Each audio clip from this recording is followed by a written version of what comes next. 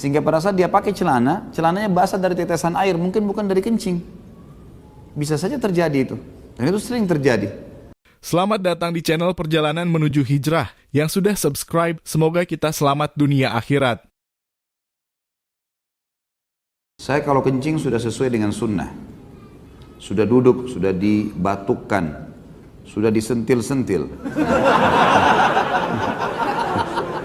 Apa adanya ya. Pak Yoyo yang tukang sopirnya. Sampai tetes terakhir. Sudah dibersihkan. Akan tapi jika saya berjalan keluar tiba-tiba, sering air kencing saya keluar sedikit dan celana dalam saya basah. Apakah saya harus mengganti pakaian dalam, Ustaz? Jika saya tidak membawa pakaian dalam, apakah sholat saya sah? Barakallahu fiik. Wa fika barakallah. Tentu dalam hukum agama tidak ada aibnya bertanya ya. Yang penting betul-betul memang antum membutuhkan hukumnya gitu. Karena Allah Subhanahu wa taala menjelaskan tentang beberapa sahabat yang sempat malu bertanya, lalu Allah mengatakan, a'udzubillahi minasyaitonirrajim, innallaha la yastahi ay yadriba mathalan ma ba'udatan fama fawqaha. Sesungguhnya Allah tidak pernah malu menjelaskan apapun yang dibutuhkan dari masalah lalat sampai hal yang lebih besar daripada itu. Supaya mereka bertanya, tapi memang betul-betul dibutuhkan gitu kan.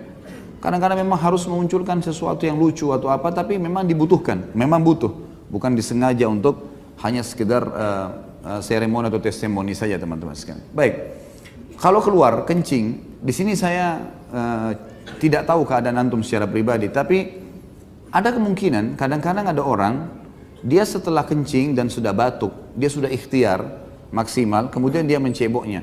Biasanya tetesan air di sisa zakar itu ada, sehingga pada saat dia pakai celana, celananya basah dari tetesan air, mungkin bukan dari kencing. Bisa saja terjadi itu. Dan itu sering terjadi.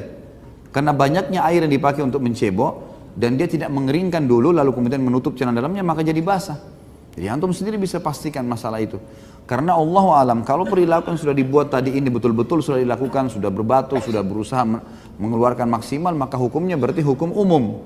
Artinya, kalaupun ya setelah itu ada tetesan-tetesan, tidak dianggap tetesan kencing. Karena sudah ikhtiar maksimal, gitu kan?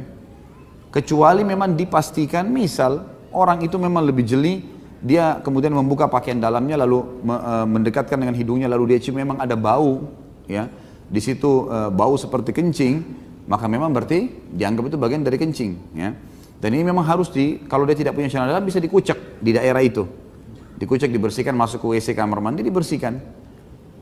Kalau orang tidak bisa ngontrol, dalam arti kata di sini penyakit, dalam arti kata penyakit, maka tetesan yang datang setelah itu tidak membatalkan wudhunya.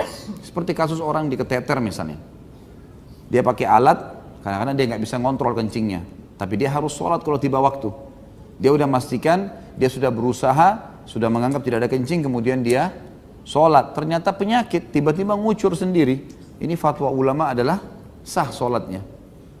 Karena yang dihitung adalah pada saat dia takbiratul ihram dalam keadaan suci.